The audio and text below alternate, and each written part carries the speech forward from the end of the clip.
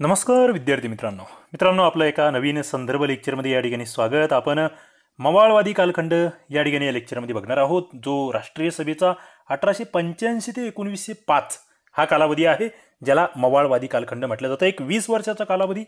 Okay.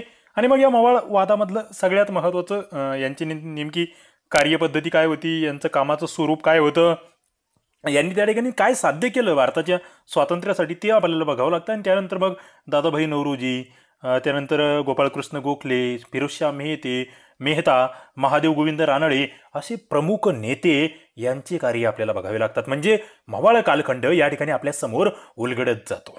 Okay. तर हे सगळं आपल्याला या आजच्या लेक्चरमध्ये बघायचं आहे. अत्यंत महत्त्वाचं आहे मित्रांनो. आपण नवीन असाल या यूट्यूब चॅनलला तर आपल्यासाठी ई बुक्स आहेत जे आपण फ्रीमध्ये देतो आहोत. ओके. तुम्हाला आपलं STI RCP ॲप्लिकेशन डाउनलोड करायचं आहे प्ले स्टोअरवरून. त्यानंतर आपलं MPSC स्पर्धा विश्व यूट्यूबच्या टेलिग्राम चॅनल जॉईन करायचं आहे. आणि दररोज रात्री आपण 10 PM ला लाईव्ह घेतोय. आता आपण 9 PM लाईव्हसुद्धा सुरू केले आहेत मराठी व्याकरणासाठी. 10 PM ला आज या ठिकाणी हे जे लेक्चर घेतोय आपण, आधुनिक भारताच्या इतिहासावरील लाईव्ह होणार आहे. तर या लाईव्हला जॉईन व्हा, त्याच्या स्क्रीनशॉट पाठवा. टेलिग्राम चॅनलला जॉईन व्हा, स्क्रीनशॉट पाठवा. आणि STI RCP ॲप्लिकेशन जॉईन व्हा, स्क्रीनशॉट पाठवा. व्हॉट्सअप नंबर तुम्हाला खाली देतोय. तुम्हाला सगळ्या नोट्स आणि सगळे ई बुक्स जे राज्यसेवेपासून PSI STI असो, तलाठी, पोलीस भरती, आरोग्य सेवक सगळ्या परीक्षांसाठी उपयुक्त आहे, ते सगळे या ठिकाणी तुम्हाला भेटून जातील. चला तर आपण या ठिकाणी आपल्या लेक्चरला सुरुवात करूया. बघा, सगळ्यात आधी तुम्ही जेव्हा मवाळ कालखंडाचा विचार करतात तेव्हा तुम्हाला काय बघावं लागतं की नेमकं मवाळ विचारसरणी जी आहे, हा जो मवाळ शब्द आलाय मित्रांनो, हा नेमकं कशापासून आलाय, किंवा नेते कोण कोण होते यामध्ये दादाभाई नौरोजी आहेत, फिरोजशाह मेहता आहेत, व्यमेशचंद्र बॅनर्जी आपण बघतोय जे पहिल्या अधिवेशनाचे अध्यक्ष होते, सुरेंद्रनाथ बॅनर्जी आहेत, दीनशा वाच्या आहेत, न्यायमूर्ती रानडे आहेत, गोपाळकृष्ण गोखले आहेत. म्हणजे तुम्हाला या स्वरूपाचाही प्रश्न विचारला जाईल की मवाळ नेते कोणकोणते होते, जे आपल्याला पुढे बघायचेच आहेत. आता नेमकं मवाळ कालखंडामध्ये नेमकं काय फोकस केलेलं होतं, यांचं धोरण काय होतं, सगळ्यात महत्त्वाचं यांचा इंग्रजांच्या न्यायबुद्धीवर विश्वास होता की इंग्रज न्यायी आहेत, ते न्याय देतील, ते आमचे गाऱ्हाणे सोडवतील, आमच्या समस्या सोडवतील. दुसरं, यांचं सगळ्यात महत्त्वाचं सनदशीर कायदेशीर मार्गावर यांचा विश्वास होता की आम्हाला या ठिकाणी सनदशीर कायद्याचा आदर करत त्या ठिकाणी इंग्रजांबरोबर बोलचाल करायची आहे, वाटाघाटी करायची आहे, उदारमतवाद आहे, आणि उघड आम्हाला संघर्ष करायचा नाही सरकारसोबत, कारण की तो संघर्ष करून सध्या चालणार नाही. आमच्यामध्ये तेवढी त्या ठिकाणी ताकद आमच्यामध्ये नाही आहे. आमच्याकडे मात्र यांच्यामध्ये प्रखर देशभक्ती आहे, सर्वसामान्यांबद्दल अतिशय तळमळ आहे, हे लक्षात ठेवा. मग हे कोणकोणते या ठिकाणी मार्ग अवलंबत आहेत, मुद्दा हा महत्त्वाचा आहे की काय मार्ग. सगळ्यात महत्त्वाचं बघितलं तुम्ही तर हे करता आहेत राजकीय शिक्षण देत आहेत, हे जनतेला जागृत करण्याचं काम करतायत, आपल्या हक्काची जाणीव करून देत आहेत, जनतेला विधायक वळण लावतायत. राजकीय उदासीनता, निरक्षर जनता आहेत, त्यांना कसं प्रवाहात आणता येईल या दृष्टीने हे विचार करतायत. आणि दुसरा सगळ्यात महत्त्वाचा मार्ग म्हणजे अर्ज आणि विनंत्या. जे काही जनतेचे गाऱ्हाणे आहेत ना, अर्ज विनंत्या करतायत सरकारकडे, अधिवेशनं घेत आहेत, ठराव मांडतायत, वृत्तपत्र, सभा संमेलनं, व्याख्यानं, जनतेचे प्रश्न सरकारपुढे मांडण्याचं कार्य करतायत. आणि यामध्ये एक महत्त्वाचा वर्ग आहे नवशिक्षित मध्यम वर्ग, बुद्धिजीवी वर्ग. तो वर्ग सुद्धा या ठिकाणी आपण बघतोय की या ठिकाणी पुढाकार घेतोय. इथे तुम्ही सरजमदार, जमीनदार यासारखे जे इंग्रजांशी निष्ठा ठेवून आहेत ते मात्र याला अपवाद आहेत. इंग्रजी शिक्षण घेऊन जो पुढे आलेला वर्ग आहे तो काँग्रेसचा आधार बनतो या सुरुवातीच्या काळात. ज्यांना राजकीय वास्तव्याचं भान आहे, ज्यांना माहीत आहे की इंग्रज राज्यकर्त्यांनी या देशामध्ये कायद्यापुढे समानता हे तत्त्व आणलं. ओके. कायद्यापुढे समानता, कायद्याने सर्व समान आहेत, हे इंग्रज राज्यकर्त्यांनी आणलं. इंग्रजी राज्यकर्त्यांनीच भारतामध्ये इंग्रजी शिक्षणाचा पाया घातला, हे सगळं माहिती आहे. आणि मग हळूहळू आम्हाला या ठिकाणी आमची समस्या इंग्रजांसमोर मांडायची आहे.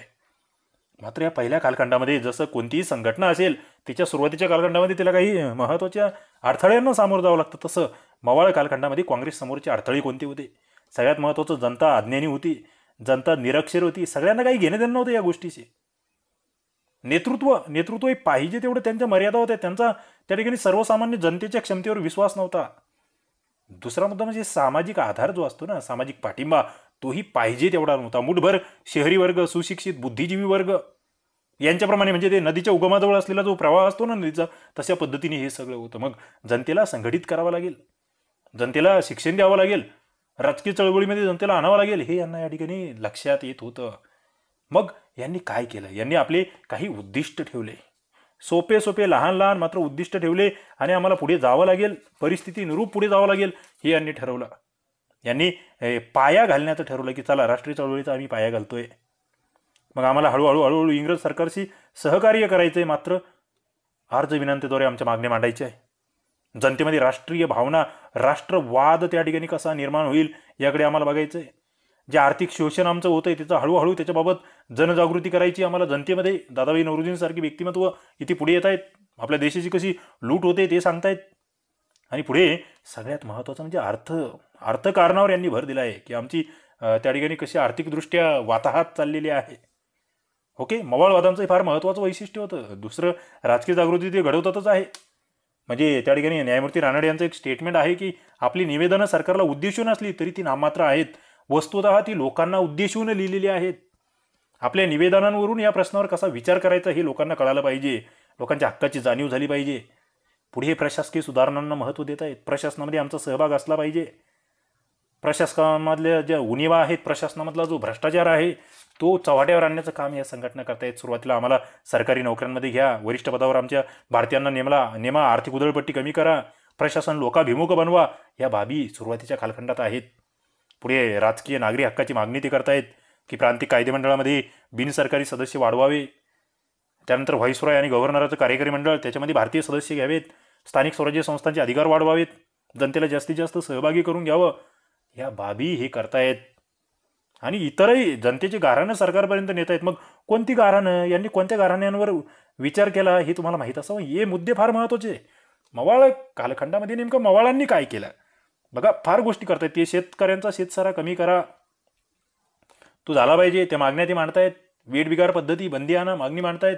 शिक्षणाकडे पुरेसे लक्ष द्या मागणी मांडतायत. शेती व्यवसायाला सुधारणा घडवून आणा मागणी मांडतायत. कमी व्याजदर, करांचा भार कमी करा, या सगळ्या बाबी आहे. ओके, इतर अनेक मागण्या आहेत. म्हणजे बाहेरच्या देशामध्ये आमच्या भारतीयांना जी वागणूक मिळते त्यावरही ब्रिटिशांनी लक्ष द्यावं. न्यायमंडळ आणि कार्यकारी मंडळ वेगळं करावं. औद्योगिकरणाला चालना द्यावी. देशी उद्योगधंद्यांना संरक्षण द्यावं. अशा अनेक मागण्या आहेत. आणि मग शेवटी येतं की चला काय परिणाम झाले हो, यांनी ही जी धडपड केली सुरुवातीच्या कालखंडामध्ये याच्यामुळे काय परिणाम झाले. सरकारला काही म्हणजे आपण म्हणतो की हे सरकारला अनुकूल होते असं म्हटलं जातं बऱ्याच वेळेस की मवाळ हे सरकारला अनुकूल होते, त्या ठिकाणी सरकारच्या पाठीमागं पळायचे असं काहीतरी म्हटलं जातं. मात्र मित्रांनो, सुरुवातीची परिस्थिती तशी होती. प्रामाणिकपणे त्यांना सरकारच्या चुकीच्या धोरणावर टीका करायचीच होती, मात्र त्याचा मार्ग हा थोडासा समंजसपणाचा होता. जनतेतील छोट्या गटाचं जे प्रतिनिधित्व होतं सुरुवातीच्या काळामध्ये भरीव स्वरूपाची पाहिजे तशी यांना कारवाई करता नाही आली. मात्र तेव्हाच्या समस्या वेगळ्या होत्या. म्हणजे एक अत्यंत प्रतिकूल परिस्थिती होती सुरुवातीला. अत्यंत प्रतिकूल परिस्थितीमध्ये सुद्धा यांनी एक देशव्यापी स्वरूपाची जी संघटना आहे तिचा पाया घालण्याचं काम मवाळांनी केलं हे आपल्याला विसरूनच जमणार नाही. त्यांनी एकत्वाची भावना, आम्ही सगळा भारत देश एक आहे, ही भावना जनतेमध्ये रुजवण्याचं कार्य केलं. आर्थिक शोषण, प्रशासनातले गैरप्रकार यावर सर्वात आधी आवाज उठवण्याचं काम या मवाळवाद्यांनीच केलेलं आहे. या सगळ्या बाबी मला वाटतं इथे लक्षात घ्याव्या.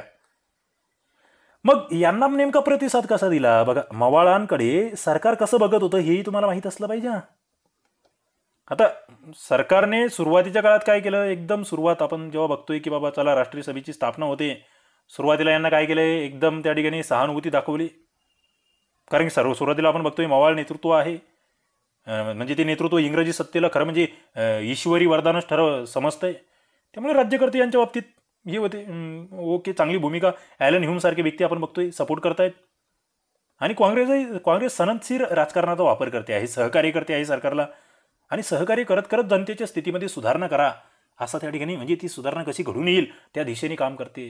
संघटनेची गरज सरकारला सुद्धा आहे. आपण बघतोय सुरुवातीच्या काळात डफरीन असेल किंवा ह्यूम असेल यांनी सुरक्षा झडपेचा सिद्धांत मांडलाय. आणि मग सुरुवातीला एकदम तुम्ही ते दुसऱ्या अधिवेशनाचा तुम्हाला मी हे दिलं होतं 1886चं जे अधिवेशन आहे कोलकाता अधिवेशन, दादाभाई नौरोजी जिथे अध्यक्ष आहेत. आपण बघतोय की खुद्द प्रतिनिधींचे स्वागत करण्यासाठी त्या ठिकाणी काँग्रेसच्या अधिवेशनामध्ये व्हाईसरॉय उपस्थित आहे. 1887ला सुद्धा मद्रासच्या काँग्रेस अधिवेशनामध्ये प्रांताचा गव्हर्नर त्यांना सदिच्छा भेट देतोय. म्हणजे सुरुवातीला चांगले संबंध आहे. मात्र पुढे हळूहळू ते 87चं अधिवेशन झालं आणि नंतर मग दुरावा वाढत गेला मवाळ आणि सरकारमध्ये. कारण की यांनी काय केलं, सरकारची उधळपट्टी, नोकरशाही प्रवृत्ती, प्रशासनातली भ्रष्टाचार या सरकारी बाबींवर टीका करायला सुरुवात केली आणि मग मग त्या ठिकाणी यांच्या मार्गामध्ये अडथळे निर्माण करण्याचं काम त्या ठिकाणी मग ते डफरीनसारखा व्यक्तीच करायला लागला. डफरीने यांची निंदा केली की अरे ही तर अत्यल्प लोकांची संघटना आहे, यांना कुठे जनतेचा पाठिंबा आहे. ओके, कर्जनसारखा व्यक्ती पुढे म्हणतोय की अरे काँग्रेसला शांतपणे मृत्यू येण्यासाठी मदत करणे हीच माझी सर्वात मोठी महत्त्वाकांक्षा असेल. आणि पुढे मग त्यांनी एक महत्त्वाचं इथे एक अत्यंत जबरदस्त राजकारण चालवलं कोणी ब्रिटिशांनी की फोडा आणि राज्य करा. फोडा आणि झोडा नावाची ती नीती, तिला असंही म्हटलं जातं, फोडा आणि झोडा. जातीवादी शक्ती, फुटीरतावादी गट ते या ठिकाणी कसे याच्यामध्ये येतील आणि काँग्रेस संघटना त्या ठिकाणी कमकुवत होईल अशा पद्धतीचा प्रयत्न पुढे आपण बघतोय केला गेलाय. पार ती मग बंगालच्या फाळणीपर्यंत ती घटना जाते. ओके, तर अशा पद्धतीने हे मवाळ कालखंडाचा हा सुरुवातीचा हे आपल्याला लक्षात ठेवावा लागतो, येरा लक्षात ठेवावा लागतो. मित्रांनो, आता आम्ही पुढे वळतो. नेतृत्व त्यामध्ये दादाभाई नौरोजी अत्यंत महत्त्वाचे आणि यांच्यावर किती प्रश्न आहेत हे मी तुम्हाला सांगू नाही शकत, कारण की खूप जास्त प्रश्न दादाभाई नौरोजी यांच्यावर येतात. 1825 ते 1917 हा कालावधी आहे. आणि सगळ्यात महत्त्वाचं जे भारतातील ज्याला आपण सनदशीर राजकारण म्हणतो, त्या सनदशीर राजकारणाचा पाया घालण्याचं काम जर कोणी केलं असेल तर दादाभाई नौरोजी यांनी केलेलं आहे. आणि नौरोजी असे होते की हे सुरुवातीला तुम्ही बघतायत मवाळ आहेत, मात्र हे शेवटी त्या 1905च्या अधिवेशनामध्ये 6च्या अधिवेशनामध्ये आपण बघतोय जहाल होऊन जात आहेत. चळवळ करा, अखंड चळवळ करा. ओके, दादाभाई नौरोजी यांना यांच्या कार्यामुळे आपण काय म्हणतोय, the grand old man of India, भारताचे पितामह असं आपण यांना म्हणतोय. बघा प्रश्न आता तुम्हाला सोपं वाटायला लागलं असेल, अरे याच्या आधीचं व्याख्यान होतं, आता कुठेतरी मुद्द्याच्या याच्यावर आले. पण तसं नाही मित्रांनो, तुम्हाला तो पाया माहीत असला पाहिजे. थोडासा परिचय जर द्यायचा झाला दादाभाई नौरोजी यांचा, तर यांचा जन्म तुम्हाला सांगितलं 1885 एका पारशी कुटुंबामध्ये होतोय. कुठे होतोय? मुंबईला होतोय. पारशी कुटुंब, पारशी वडील धर्मगुरू आहेत, मात्र अगदी लहानपणी वडिलांचं निधन होतंय. नंतर यांचं शिक्षण जर म्हणाल तर नेटिव्ह एज्युकेशन सोसायटी याच्या शाळेत होतंय, मुंबईला होतंय शिक्षण. पुढे मग मुंबईच्या एल्फिन्स्टन कॉलेजमध्ये प्रवेश घेत आहेत. पुढे त्याच कॉलेजमध्ये गणिताचे प्राध्यापक होत आहेत आणि प्राध्यापक होण्याचा मान मिळवणारी ही पहिली भारतीय आहेत एल्फिन्स्टन कॉलेजमधले. पुढे मग यांचं कार्याला सुरुवात कुठे होते आहे? पुढच्या कार्याला सुरुवात यांची होती आहे ज्ञानप्रसारक सभा इथून. बघा, ज्ञानप्रसारक सभा. आता कोण करतोय सुरू ज्ञानप्रसारक सभा? कोण आहेत? बघा, 1848 ज्यामध्ये भाऊदाजी लाड आहेत, डॉक्टर दादोबा पांडुरंग तरखडकर आहेत आणि दादाभाई नौरोजी आहेत. मुंबईमध्ये ज्ञानप्रसारक सभा स्थापन करतायत. आपल्या देशबांधवामध्ये ज्ञानाचा प्रसार आणि प्रचार झाला पाहिजे. ज्ञानप्रसारक सभेने मुंबईमध्ये मुलींची पहिली शाळा काढली होती, हेही तुम्हाला माहीत असावं. आणि पुढे दादाभाईंनी 1851 मध्ये एक महत्त्वाचं साप्ताहिक सुरू केलं, हे तर तुम्हाला तोंडपाठच असलं पाहिजे. कोणतं? रास्त गुप्तार आपण त्याला म्हणतोय. बघा, रास्त गुप्तार नावाचं साप्ताहिक आहे. दादाभाई नौरोजी सुरू करतायत जनजागृती घडवून आणायची राजकीय आणि सामाजिक प्रश्नावर. पुढे ते इंग्लंडला जात आहेत 1855 मध्ये एका कंपनीच्या कामाच्या निमित्तानं. अनेक वर्षे त्यांना तिथे राहावं लागतंय, मात्र तिथे त्यांना देशबांधवांचा विसर पडलेला नाही आहे. तिथे त्यांनी ईस्ट इंडिया असोसिएशन नावाची संस्था स्थापन केली. भारतीय जनतेचे प्रश्न ब्रिटिशांच्या नजरेला आणून दिले. 1873 मध्ये ब्रिटिश समितीसमोर त्यांनी आर्थिक स्थितीबद्दल साक्ष दिली आणि ती साक्ष म्हणजे त्यांचा तो लुटीचा सिद्धांत, सुप्रसिद्ध ड्रेन थेअरी, सुप्रसिद्ध निस्सारणाचा सिद्धांत कुठे ब्रिटनमध्ये मांडतायत. कधी? 1873 मध्ये ब्रिटनच्या पार्लमेंट समोर. आणि त्यानंतर प्रांतिक कायदेमंडळाचे सदस्य पुढे ते ब्रिटनहून भारतात येतात. भारतामध्ये बडोदा संस्थांचे दिवाण म्हणून काही काळ काम करतायत, पण तिथे ते राजीनामा देत आहेत. 1875 मध्ये ते मुंबई महानगरपालिकेचे सदस्य बनतायत. मुंबई महानगरपालिका 1875. पुन्हा 1883 मध्ये पुन्हा दुसऱ्यांदा सदस्य बनतायत मुंबई मनपाचे. आणि 1883 झालं. 1885 ते आता मुंबई प्रांताच्या विधिमंडळावर निवडून येत आहेत. थोडक्यात काय, आमदार होत आहेत ते. 1885 मुंबई प्रांतिक कायदेमंडळाचे सदस्य बनतायत. बघा, 1875, 1883 मुंबई महानगरपालिका, नंतर मुंबईच्या प्रांतिक मंडळावर. आणि त्यानंतर फार महत्त्वाची त्यांची कामगिरी ती म्हणजे house of Commons. House of Commons काय आहे मित्रांनो? जसं आपल्याकडे आता लोकसभा आहे ना, तसं ब्रिटनमधलं ते कनिष्ठ सभागृह, यावरूनच आपण आपलं लोकसभा घेतलंय. या हाऊस ऑफ कॉमन्सचे सदस्य होत आहेत ते. म्हणजे ब्रिटनमध्ये जाऊन फिन्सबरी नावाचा मतदारसंघ आहे. फिन्सबरी इथे जाऊन ते खासदार म्हणतायत मित्रांनो. सॅल्यूट आहे माझा. सोपं आहे का हे? हां, काय मेहनत असेल त्यांची, काय त्यांचा तो जनसंग्रह असेल. 1902 मध्ये ते हे काम करतायत. ब्रिटनमध्ये खासदार होतो एक भारतीय व्यक्ती तेव्हाच्या कालखंडात. तुम्ही बघत असाल आजही जर एखादी भारतीय वंशाची व्यक्ती ब्रिटनला जाऊन खासदार होत असेल तर आपल्यासाठी अभिमानाची गर्व असते आणि अभिमानाची बाब असते. आणि हे 1902ला होतंय. ब्रिटिश संसदेचे पहिले हिंदी सदस्य, रॉयल कमिशनचे पहिले हिंदी सदस्य बनण्याचा बहुमान त्यांना पुढे मिळतोय याच्यातूनच. आणि त्याच्यानंतर मग काँग्रेसचे अध्यक्षपद. आता यावर तुम्हाला खूप वेळा प्रश्न आला आहे की दादाभाई नौरोजी कोणकोणत्या काँग्रेसच्या अधिवेशनाचे अध्यक्ष होते. मित्रांनो 3 अधिवेशनं लक्षातच ठेवायचे. पहिलं म्हणजे 1886चं जे दुसरंच अधिवेशन आहे कुठे, कलकत्त्याला. त्यानंतर दुसरं जे म्हणजे 1893चं अधिवेशन भरलंय लाहोरला. आणि तिसरं अध्यक्षपद 1906चं जे अधिवेशन भरलंय कलकत्त्याला. 3 अधिवेशनाचे अध्यक्ष आहेत. ओके, अत्यंत महत्त्वाची ही घटना. पुढे विविध संघटनेमध्ये काम करतायत, विविध संस्थेशी यांचे संबंध येतात. मात्र त्यामधील एक महत्त्वाची संस्था ती म्हणजे बॉम्बे असोसिएशन. बॉम्बे असोसिएशन कधी स्थापन झाली हो संघटना ही? 26 ऑगस्ट 1852ची स्थापना यायची. काय 1852, 26 ऑगस्ट 1852. कुठे? बॉम्बे असोसिएशन म्हटलं तुम्हाला लक्षात आलं पाहिजे, मुंबईला. हिच्यामध्ये जगन्नाथ शंकर शेठ आणि दादाभाई नौरोजी हे दोघं जण आहे, फार महत्त्वाची व्यक्ती आहे. आणि बॉम्बे प्रांतामधली ती राजकीय स्वरूपाची पहिली संघटना, फार महत्त्वाची आहे. हिच्यामधलं कार्य यांचं फार जबरदस्त आहे. या संघटनेचं कार्यही फार मोठं आहे. पुढे मग या बॉम्बे असोसिएशनच्या कलकत्त्याला ब्रिटिश इंडिया सोसायटी, त्यानंतर ब्रिटिश इंडियन असोसिएशन या संघटना स्थापन झाल्या. मात्र आपण बघतोय की याच्या अगोदर स्थापन झाल्या होत्या त्या. आपण बघतो ना कलकत्त्याच्या British India society, British Indian association. मात्र त्या जमीनदारांच्या त्या ठिकाणी संघटना होत्या. आणि ही जी आहे ना बॉम्बे असोसिएशन, हिने भारतामधील सनदशीर राजकारणाचा पाया घालण्याचं काम बॉम्बे असोसिएशनने केलं, हे लक्षात घ्यावं लागेल. हिने जनतेची दुःख, गाऱ्हाणं, अडीअडचणी इंग्रज सरकारच्या निदर्शनास आणून दिली. अत्यंत महत्त्वाचं काम. आणि पुढे तुम्हाला जे बोललो मी की ईस्ट इंडिया असोसिएशन स्थापना कधीची माहिती आहे? 1 डिसेंबर 1866ची. कुठे? ईस्ट इंडिया असोसिएशन कुठे आहे? ही लंडनमध्ये, लंडन इंग्लंडमध्ये, लंडन या ठिकाणी स्थापन झाली आहे.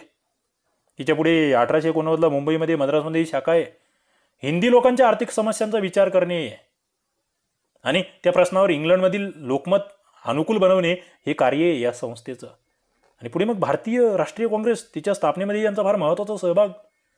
ओके, आता जर दादाभाई नौरोजींचे विचार काय होते ते जर आपण बघितले, राजकीय स्वरूपात जर आपण त्यांचा विचार बघितला तर यांचा ब्रिटिशांवर विश्वास आहे. पहिला मुद्दा लक्षात घ्या, ब्रिटिश न्यायबुद्धीने वागतील हा यांच्यामध्ये विश्वास आहे. इंग्रज हे भारतीय जनतेच्या हिताची काळजी वाहणारे सरकार आहे असंही म्हणतायत सुरुवातीच्या कालखंडात. म्हणून हे सनदशीर राजकारणाचा पुरस्कार करतायत. लोकशाही मूल्यावर यांचा विश्वास आहे, उदारमतवादावर यांचा विश्वास आहे. व्यक्ती स्वातंत्र्य हे राष्ट्राच्या राजकीय जीवनातील एक आवश्यक मूल्य आहे असं यांचं मत आहे.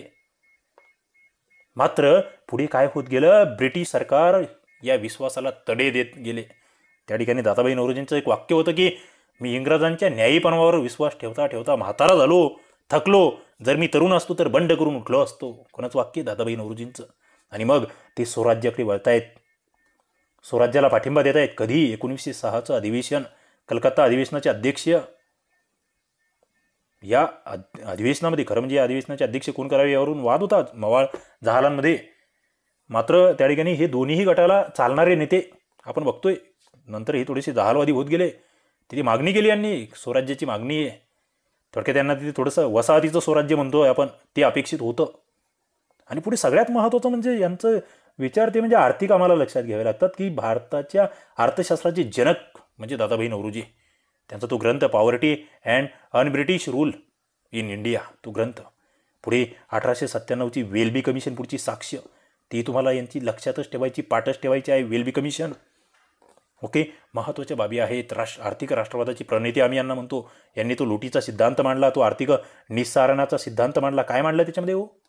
लुटीचा सिद्धांत की भारतातील संपत्तीचा ओघ कसा ब्रिटनमध्ये वाहत जातोय, भारताला कसं कंगाल करता येते, दारिद्र्याची मीमांसा करता येते की ब्रिटिश अधिकाऱ्यांचं निवृत्ती वेतन असेल, भारत मंत्रालयाचा खर्च असेल, ब्रिटिशाच्या सैनिकांचा खर्च असेल, युद्ध कचेरीचा खर्च असेल, हे सगळं भारतीयांच्या पैशातून घेतले जाते, भारतीयांवर कर लादले जात आहेत. मग या ठिकाणी यांनी अशा पद्धतीने हे कार्य केलं. यांच्याबद्दल काय म्हणतायत? महादेव गोविंद रानडे, न्यायमूर्ती रानडे काय म्हणतायत माहिती आहे? भारतीय राजकारणातील एक अद्वितीय व्यक्ती म्हणून दादाभाई नौरोजी यांना ओळखावं लागतं. अद्वितीय व्यक्ती. मग रानडे म्हणतायत. ओके, हे माहीत असू द्या, हे लक्षात असू द्या. पुढचं व्यक्तिमत्व आपल्याला बघायचंय महादेव गोविंद रानडे, न्यायमूर्ती मगो रानडे. यांचा कालावधी म्हणाल ना तर 1842 ते 1901. अत्यंत महत्वाचं व्यक्तिमत्व मवाळ कालखंडातील. अत्यंत महत्वाचं म्हणजे जेम्स केलॉक नावाची एक व्यक्ती आहे, ज्यांनी एक लेखक आहेत, त्यांनी म्हटलं होतं रानडेंबद्दल की 19व्या शतकाच्या अखेरच्या कालखंडात भारतीयांनी ज्या राजकीय चळवळी चालवलेल्या ना, त्या राजकीय चळवळींना प्रेरणा ही रानडे यांची होती. जे प्रागतिक राजकारण म्हणतो आपण, प्रागतिक राजकारण, त्याचा पाया कोणी घातला तर तो रानडे यांनी घातला. आणि महादेव गोविंद रानडे आपल्या महाराष्ट्रातील विद्यार्थ्यांना तर एकदम यांचं जन्म ठिकाण माहीतच असलं पाहिजे, ते म्हणजे निफाड. नाशिक जिल्ह्यातील निफाड या ठिकाणी महादेव गोविंद रानडे यांचा जन्म आहे. प्राथमिक शिक्षण मात्र त्यांचं कोल्हापूरला होत आहे. एक अतिशय हुशार विद्यार्थी आहेत. पुढे इतिहास विषयामध्ये MA करतायत, त्यानंतर LLB करतायत. मुंबई विद्यापीठाचे पहिले भारतीय फेलो, बघा हा प्रश्न विचारला जातो, मुंबई विद्यापीठाचे पहिले भारतीय फेलो कोण होते? महादेव गोविंद रानडे. ओके, त्यानंतर ते न्यायाधीश बनतायत. पुढे न्यायमूर्ती म्हणतोय ना आपण त्यांना, न्यायाधीश बनतायत. अक्कलकोटच्या महाराजांचे त्या ठिकाणी ते कारभारी होत आहेत. पुढे कोल्हापूर संस्थानामध्ये त्या संस्थानाचे दिवाण होत आहेत. मुंबईमध्ये एल्फिन्स्टन कॉलेजमध्ये इंग्रजी आणि इतिहासासारखे विषय शिकवत आहेत. आणि 1871 या वर्षी ते मुंबई सरकारमध्ये त्या ठिकाणी जिल्हा न्यायाधीश म्हणून काम करतायत. नियुक्ती करताय मुंबई सरकार त्यांची. पुढे 1893 मध्ये मुंबई उच्च न्यायालयाचे न्यायाधीश होत आहेत ते. बघा, मुंबई उच्च न्यायालयाचे न्यायाधीश 1893. बघा मित्रांनो, खूप मोठं पद आहे. आपण बघतो 1885ला एक त्यांच्या बाबतीत आणखी एक महत्त्वाची घटना घडली होती. 1885 त्यावेळेचे जे मुंबई इलाक्याचे गव्हर्नर होते लॉर्ड रे, कोण? लॉर्ड रे यांनी त्या ठिकाणी मुंबई इलाक्याच्या कायदेमंडळाचे सदस्य म्हणून त्यांची नेमणूक केली होती. आणि मग यांनी कोणकोणत्या संस्थांच्या कार्यामध्ये सहभाग घेतला तर यामध्ये तुम्हाला प्रार्थना समाज लक्षात ठेवावा लागतो, तुम्हाला सार्वजनिक सभा लक्षात ठेवावी लागते, तुम्हाला भारतीय सामाजिक परिषद लक्षात ठेवावी लागते. न्यायमूर्ती रानडे. राजकीय कार्य म्हणाल तर या ठिकाणी यांचा राष्ट्रीय सभेच्या स्थापनेमध्ये त्या ठिकाणी पूर्ण सपोर्ट आहे. इंग्रजी सत्तेविषयी हे काय म्हणतायत? यांचं म्हणणं आहे की इंग्रजी सत्ता आमच्यासाठी एकदम चांगली आहे, सुरुवातीलाही म्हणतायत. मात्र इंग्रजी सत्ता, आणि यांनी सुरुवातीला एकदम पुरस्कार केला इंग्रजांचा की यांनी आमच्या देशातील दोष दूर करण्याचं काम केलं. यांच्यामुळे आम्हाला नवी शिक्षण पद्धती भेटली, यांच्यामुळे आमच्याकडे समतेची संकल्पना आली, यांच्यामुळे आमच्या शिक्षणाची ज्ञानाची दारं उघडली. यांचाही इंग्रजांच्या न्यायबुद्धीवर विश्वास आहे. म्हणून हे सनदशीर मार्गाने, शांततापूर्ण, सनदशीर म्हणजे काय मित्रांनो? शांततापूर्ण आणि घटनात्मक मार्ग, त्याच्यातून हे पुढे जात आहेत. यांची व्यक्ती प्रतिष्ठा, स्वातंत्र्य या मूल्यांवर यांची निष्ठा आहे, उदारमतवाद यावर निष्ठा आहे. मात्र हे सुद्धा सरकारच्या चुकीच्या धोरणांवर टीका करतायत. आणि सामाजिक कार्य सुद्धा यांचं फार महत्त्वाचं आहे. यांनी विधवा पुनर्विवाह असेल, बालविवाह, अस्पृश्यता, उच्च नीच भेदभाव यांना कठोर विरोध केला. सामाजिक संस्था उभारल्या, खूप साऱ्या संस्थांमध्ये यांचा सहभाग आहे. तुम्हाला मी जसं सांगितलं की प्रार्थना समाज तुम्हाला माहीतच असला पाहिजे, तुम्हाला सार्वजनिक सभा माहीतच असली पाहिजे, तिच्या स्थापनेतही यांचा सहभाग आहे. भारतीय सामाजिक परिषद आहे. आणखी एक महत्त्वाची वक्तृत्वोत्तेजक सभा आपण जिला म्हणतो, नेटिव्ह जनरल लायब्ररी म्हणतो आहे, फिमेल हायस्कूल असेल, वसंत व्याख्यानमाला, महादेव गोविंद रानडे यांच्याशी संबंधित या सगळ्या बाबी आहेत. मित्रांनो, इंटरेस्टिंग आहे आणि आम्हाला हे माहीत असावं. पुढचं व्यक्तिमत्वाकडे जातो आहे मी. एक मवाळवादी नेते, आणखी एक फिरोजशाह मेहता. कालावधी जर या ठिकाणी तुम्ही विचाराल मला तर फिरोजशाह मेहता हे 1845 ते 1915 हा कालावधी आहे. आणि 15 फार महत्त्वाचं आहे, इंटरेस्टिंग आहे. ही फिरोजशाह मेहता जोपर्यंत होते तोपर्यंत टिळकांना त्यांनी काँग्रेसमध्ये घुसू दिलं नाही. जे आपण म्हणतो ना, एक सुरतचं अधिवेशन आणि फूट पडली होती, त्यानंतर टिळकांना जसं बाहेर काढलं गेलं, फिरोजशाह मेहता यांचं निधन झाल्यानंतरच टिळकांना एंट्री भेटली. म्हणजे हे फिरोजशाह मेहता एवढी सोपी नाही आहे. यांनी जबरदस्त कार्य केलेलं आहे. मुंबईमध्ये यांचा जन्म आहे, शिक्षण मुंबईमध्ये आहे, MA होत आहेत, इंग्लंडला जात आहेत. तिथे त्यांचा मग दादाभाई नौरोजी, जमशेदजी टाटा, बद्रुद्दीन तय्यबजी, विमेशचंद्र बॅनर्जी यांच्याशी स्नेह होतोय. आणि पुढे मग बॅरिस्टरची पदवी संपादन करून इथे मुंबईमध्ये येत आहेत, वकिली सुरू करतायत. मात्र वकिली करता करता इकडे ते सामाजिक कार्यात भाग घेत आहेत. आणि मग त्यांना हळूहळू ओळखलं जाते मुंबईचा सिंह म्हणून. काय? मुंबईचा सिंह कोण? फिरोजशाह मेहता. कारण मुंबईच्या राजकीय वर्तुळामध्ये त्यांचं एवढं वजन आहे. आपण बघतोय 1884 साली ते मुंबईच्या महानगरपालिकेवर पहिल्यांदा निवडून जात आहेत आणि जवळजवळ 40 वर्ष या ठिकाणी सदस्य म्हणून राहत आहेत. 40 वर्ष मुंबईच्या मनपावर. पुढे 1894 मध्ये ब्रिटिश सरकार त्यांना CIE हा किताब देत आहेत. त्यांना अत्यंत प्रभावी व्यक्तिमत्व, मुंबईचं सिंह. पुढे राजकीय कार्य म्हणाल तर काँग्रेसच्या स्थापनेमध्ये यांचा सहभाग आहे. एकदम सुरुवातीपासून हे काँग्रेसचे नेते आहेत, फिरोजशाह मेहता. त्यानंतर दीर्घकाळ ते त्या ठिकाणी, म्हणजे तुम्ही जर बघितलं ना 1890च्या काँग्रेसच्या कलकत्ता अधिवेशनाचे अध्यक्ष होते बघा. तर पुढे 1909च्या लाहोर अधिवेशनाचे सुद्धाही अध्यक्ष आहेत. म्हणजे बघा किती दीर्घकाळ या ठिकाणी हे काम करतायत. ओके, कलकत्ता अधिवेशनापासून ते लाहोर, म्हणजे 2 वेळा हे अध्यक्ष झाले आणि किती जास्त कालावधीनंतर पुन्हा त्यांना अध्यक्षपदी आणल्या गेलं. एक सनदशीर राजकारण आहे, उदारमतवाद आहे, काँग्रेस संघटनेवर यांचं वर्चस्व आहे. तुम्हाला ते मी सांगितलं 1907चं अधिवेशन तुम्हाला लक्षातच ठेवावं लागतं. सुरत काँग्रेस म्हणतो आपण, बरोबर. इथे 2 गटा पडले आहे, एक जहालवादी एक मवाळवादी. आणि मग इथे फिरोजशाह मेहता म्हणतायत की नाही, ते जहालगड जो आहे यांना काँग्रेसमध्ये आता घ्यायचं नाही, आम्हाला यांची मतं मान्य नाही आहे. आपण बघतोय त्यांच्या निधनानंतरच जहालवादी गटाचा काँग्रेसमध्ये प्रवेश होतोय. तो मुद्दा महत्त्वाचा आहे. पुढे वर्णभेदाला विरोध करतायत, ते वृत्तपत्र स्वातंत्र्याचा पुरस्कार करतायत, अत्यंत महत्त्वाचं. आणि यांचं वृत्तपत्र, फिरोजशाह मेहता म्हटलं की यांचं वृत्तपत्र माहीत असलं पाहिजे तुम्हाला. 1913ला त्यांनी सुरू केलेलं ते म्हणजे बॉम्बे क्रॉनिकल. बघा, बॉम्बे क्रॉनिकल हे वृत्तपत्र यांचं आहे, महत्त्वाचं आहे. एवढ्या गोष्टी लक्षात ठेवा. पुढे जातोय आपण. पुढचे नेते, मवाळ नेते गोपालकृष्ण गोखले. कालखंड म्हणाल तर 1866 ते 1915. बघा, गोपालकृष्ण गोखले हे महान का आहेत? आपण बघतोय महात्मा गांधीजी सारखे नेते यांना आपले राजकीय गुरु मानतायत. यांचा जन्म रत्नागिरी जिल्ह्यातील कोतळूक नावाचं गाव आहे, कोतळूक या ठिकाणी जन्म झाला आहे रत्नागिरीमध्ये. वडील यांचे कोल्हापूर जिल्ह्यातील कागल संस्थानामध्ये फौजदार होते. मात्र लहानपणी हे लहान असतानाच वडील वारले. पुढे यांना संकटाला तोंड देत हलापष्टा करत शिक्षण पूर्ण करावं लागलं. मॅट्रिक होत आहेत, कोल्हापूरच्या राजाराम कॉलेजमध्ये प्रवेश घेत आहेत, मुंबईच्या एल्फिन्स्टन कॉलेजमध्ये जात आहेत, तिथे BA उत्तीर्ण होत आहेत आणि पुढे मग शिक्षण क्षेत्रामध्ये काम करता आहेत. कोण? गोपालकृष्ण गोखले. शिक्षण क्षेत्र. मग शिक्षण क्षेत्रामध्ये काय करतायत? 1885 मध्ये पुण्याला जे न्यू इंग्लिश स्कूल आहे तिथे शिक्षक म्हणून काम करतायत. न्यू इंग्लिश स्कूल 1885 शिक्षक होत आहेत. 1886ला जी डेक्कन एज्युकेशन सोसायटी आहे पुण्याची तिचे आजीव सदस्य होत आहेत. 1887ला मित्रांनो पुण्याचं जे फर्ग्युसन कॉलेज आहे त्यामध्ये प्राध्यापक होत आहेत. आणि 1895ला काय? 1895ला मुंबई विद्यापीठाच्या सिनेटवर फेलो म्हणून यांची नियुक्ती होते.